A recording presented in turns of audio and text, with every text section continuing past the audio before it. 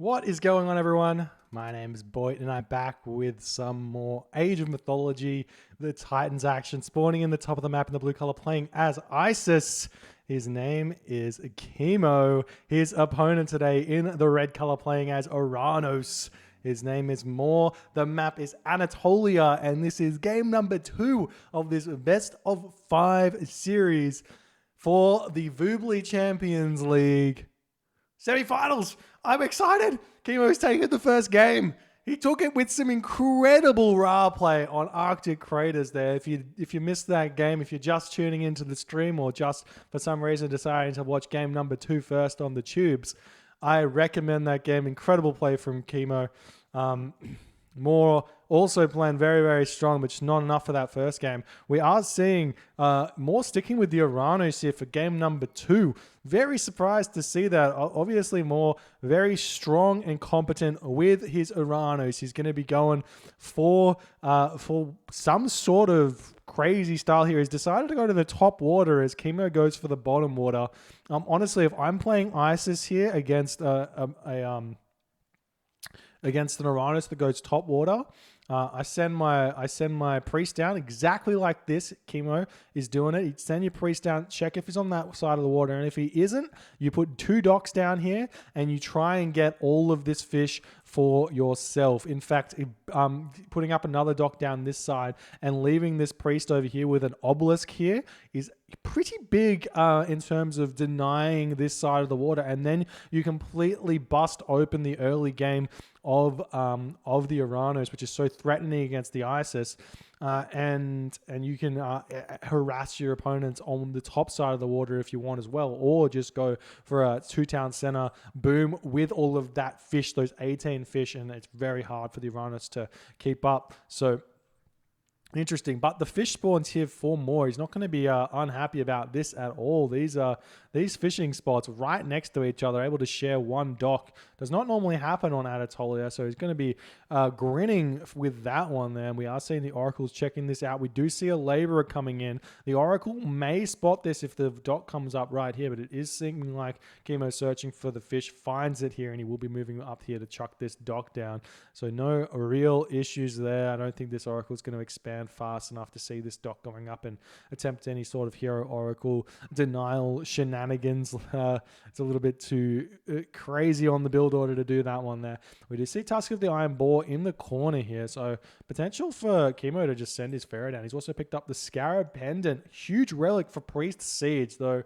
On Anatolia, we much more likely see Elephant getting mate. War Elephant, really hard unit to deal with as Oranos. You kind of have to make catapulties if you want to kind of deal with it. But there's the second dock for Kimo. So he's actually deciding to kind of play into the one side situation that that Moore is probably going to be going for. There's the temple coming up for Moore now. So he's going for what looks to be a 430. Slight delay on it. It's probably going to be like a 435, 440 maybe, simply because it's Anatolia. You can never get the perfect 430 here because you have to walk so far to the shoreline there, but still going to be totally, actually, there it is. It's going to be totally fine. Prometheus comes in, villagers get swapped around, and he is going to be continuing here. So, temple now coming up for Kimo. He's got 4 villagers on it, which is surprising. Maybe he forgot about his temple, or he's doing some sort of weird build order. 4 villagers. No, I think he just forgot his temple here. I'm not sure what ordering he did on the villagers, but that temple should have been up with only 1 villager there. And he's only... he's throwing a dock there. He should have... I think he just forgot it. Anyways, no sense dwelling. Cuts the villagers there, and he will be advancing. Interested to see if he goes Bast or Anubis. He is going Anubis here, so he's going for a very strong classical fight. And honestly, I wouldn't be surprised to see him go for a fast 2-town center, use the Plague of Serpents to protect his docks. He's not doing that, but he's leaving his Pharaoh here idle for quite some time, and these gold villagers need to be fixed up as well. They're very, very inefficient here. And there's Moore's Prometheus coming in as Kimo is advancing to the next stage a little bit late. We only see 1 dock here for Moore. What's he planning? He's throwing up a military barracks on this side of the map as he has thrown up a dock on this side. So we've got one dock both sides. This is interesting. Moore is one of the few Atlantean players, or Oranos players specifically, still innovating with Oranos, trying to make Oranos work. We do see Valor on the top side of the map going to be trying to pick off villages. He's looking around. He finds this dock. He's going to be able to get onto it here. We see the Bareems coming in. Anubis comes through. The Murmillo popping out here as both these docks are up. The Bareem's going to be moving forward and harassing up the top. And he's going to be looking to shut down this top side with Murmillo, while the bottom side with the Murmillo and the top side with those hero oracles here. And the third dock is up for Kimo, and he still hasn't produced any cabinets. Did he get Persine? He hasn't got Persine just yet. Going straight for the cabinets, garrisoning them, playing very, very slow and methodical here. No problem with that. We see only 6 villagers on wood. He's got 14 villagers, 6 villagers on gold. He's got 14 villagers on the wood. Going to be spamming probably villagers onto gold from here, I'd assume. In order to try and maybe do a semi-fast heroic, maybe an option here. We do see the Prometheus coming in, the Murmillo not getting pulled back as Moore not paying attention here. This is not what you want to be doing. He's got a lot of Bareem here that he could be sending forward to hit this location. We do see the cabinets pop out onto this bottom side. Moore not producing anything here, as we are seeing some of these fishing ships getting picked off, and obviously it seems like Moore is just going to be like, all right, I'm going to take this bottom side of the water. You can have the top side. No problems here. He's got the units to push this off. With all the Bareems here, it's going to be more than enough to win this one. But we are seeing Kimo still pumping out those cabinets here. Not going to be giving it away for free at all. So he does still have Plague of Serpents he can throw down. So we do have to see some sort of something here, and Moore's actually going to have to garrison all these fishing ships here. There's the Plague of Serpents onto this location. As I said, he's going to be able to defend this fairly easily with that Plague of Serpents now. These Murmillo are going to get pushed back. We see the cabinets going straight after the Promethean there. They do more damage to the Murmillo, but he will be able to pick off those Promethean offspring very fast as well, as they are getting pulled back there. And now we see Moore coming back in with his Bareems, going to be attempting to pick off some of these cabinets. There's a lot of cabinets here. Meanwhile, we're seeing some Bareems getting built up, and it looks like Kimo's switched all of his attention over onto this side very, very smartly, as we do note that Moore is going for this one very strongly here with his Murmillo. We got the cabinets. They're turning around, and the Bareem need to just keep coming in and harassing, because there's only 2 docks here for Kimo. So Moore does win this in terms of production with his Bareems. And nice shockwave. Only it's 2 cabinets. Sort of a big mistake there. He needs to get more cabinets there in this small location. We are seeing Moore getting pushed back here by Kimo. The dock does get picked off there. This dock in the back here not going to be up just yet. We see Valor coming in, does heroize the Citizen as well, managing to hold on to this top side of the water. We're seeing one very low cabinet there. Nice micro from Moore to save that one. We're seeing another dock coming up for Moore on this location, and Moore's actually got this. He's handling this very, very nicely, but Kimo is in a good position himself right now. He's making his armor. He's going to be looking to go to the next age, like I said.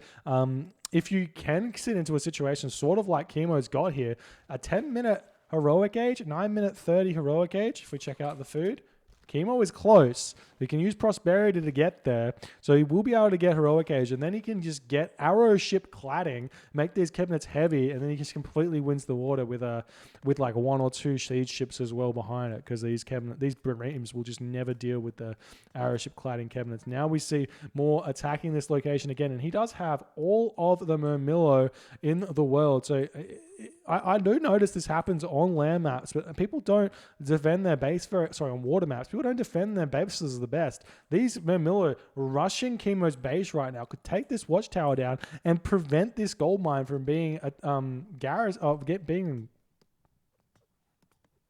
I can't even think. You prevent that gold mine from being gathered from. That's what I'm trying to say. Big mistake there. And there's the Nephthys coming in as we see Chemo's score drop. And we got a Nubite here that's half dead as well. And Moore's going to be looking to get some sort of value with those Murmillo, but I'm not sure what he's going to find. There's just so many cabinets here for Chemo, and I don't think Moore's going to be able to keep fighting on this side of the map.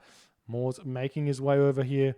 He's going to see this location. We've got a barracks coming up, but it's potential for more to see this one here. As it looks like he is sending his Murmillo straight there. The barracks will get up, so that will be some axemen being able to be built. And nice wooden wall here from Kimo to give himself just a little bit more time on this location. There's the prosperity. Ooh. A little bit of a mistake casting prosperity with only 300 gold left in this gold mine. Those villagers are going to make their way over to that gold mine, but they do lose out on quite a bit there. Another wall coming down. Will Kimo be able to get this wall up in time? He's not going for it. He is making some axemen though. The axemen pop out. He's got a scorpion man. Moore will be attempting to force a defensive ancestors here. It looks like with the Milo heroes, he should be able to pick off this scorpion man fairly easily. He's also got those oracle heroes as well, and a lot of these villagers getting picked off here. Really nice play from Moore. Meanwhile, the cabinet's moving in before Kimo has gotten arrowship cladding. He's not paying attention to this location as he is completely focused on microing here, and Moore doesn't even care at this point. This distraction is enough, and he gets a huge advantage over here. How far is Moore from getting to the next stage? Pretty far away from the heroic cage. We've got Sultan 4 coming through for Kimo. Kimo does have Leviathan out, so winning this may be possible, though you can get this upgrade if you're scared. You can get Heroic Fleet, which does give that 150% bonus damage against myth units if you need it, if your opponent's making a fair few myth units and you can't get through them. But the town center in the middle of the map for Kimo is up, and more, I'm not sure what he's doing. At this point, he's got no follow-up to this, and Kimo's 2 town centers now.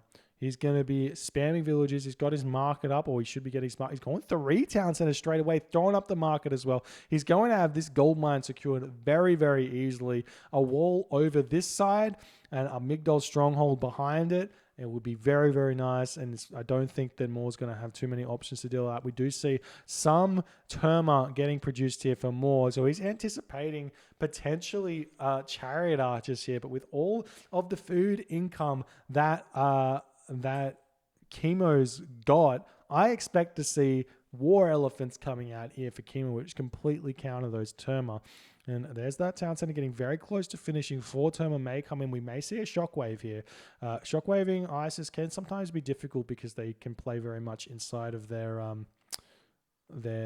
monument protection, but he does not get there fast enough. The town center does get up, but he does get 1 villager pick off. There's the town centers coming up for Moore, getting both of them at the same time. Meanwhile, the axemen coming onto this location here, and we'll be able to deny that town center for the time being.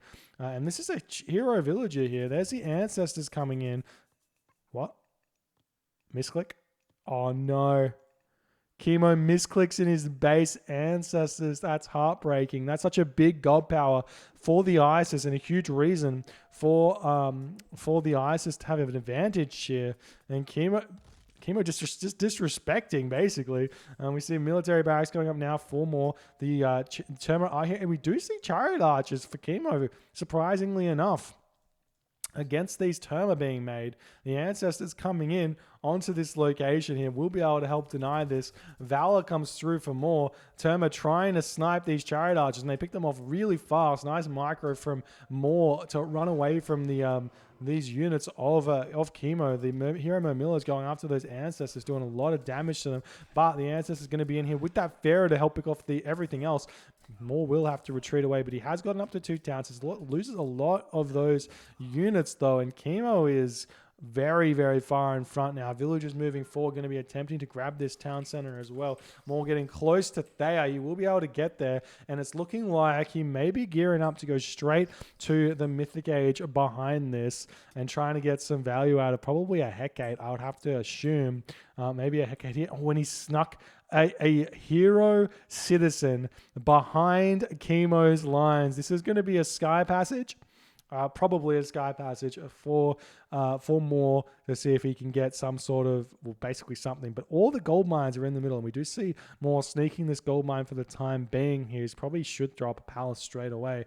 He's throwing it up in his base. In fact, he's probably going for a vortex play here, but with this hero citizen so far forward, the sky passage that could come in here, maybe better to go Hecate on one side, sky passage here, hit this town center, and you could catch Chemo out of position. with a Tartarian gate somewhere over this side of the map, maybe on the gold mines in the middle or something to keep Kimo guessing. But we still haven't seen him click up. No, there's the Heck Gate. Palace coming up very soon. Still no sky passages. He's going for a temple as well, or maybe this temple over in the side of the map has been killed or something. I don't know. We do have the war barges finishing off the water as more just no care in the world for his economy just yet. Terma searching around trying to spot the market. It is actually going up. So this is a nice timing here. 4 more to see that one there. More military barracks here getting cleaned up. And there's that sky passage we were talking about. Nice and early. One in the middle of his base as well, spamming out those destroyers. There's no upgrades on the destroyers, though. Needs to get out medium infantry. And there's the Osiris coming through for Kimo. He's got Masons, Bowsaw, City of the Dead, Fortified Town Center.